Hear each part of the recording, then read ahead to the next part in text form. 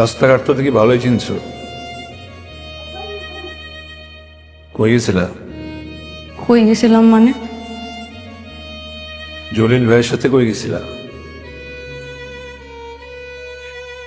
হ্যাঁ শোনো না, জয়েল ভাইয়ের সাথে ফ্যাক্টরি দেখতে গেছিলাম বুঝছো। এই পাশেই একটা ফ্যাক্টরি আছে, অনেক মেয়েরা নাকি কাজ করে।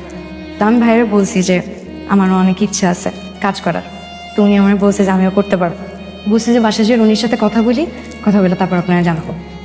তোর বুঝতে কাজ করতে রাস্তা রাখছি না খাওয়া রাখছি? রাস্তায় রাখো নাই, না খাওয়াও রাখো নাই, কিন্তু যেভাবে রাখছে এভাবে তো কোনো মানুষ থাকতে পারে না। প্রত্যেকদিন যায় বাথরুমের সামনে অপেক্ষা করা লাগে, কিছু রান্না করা লাগলে ঘন্টার পর ঘন্টা রান্না করে থাকা লাগে।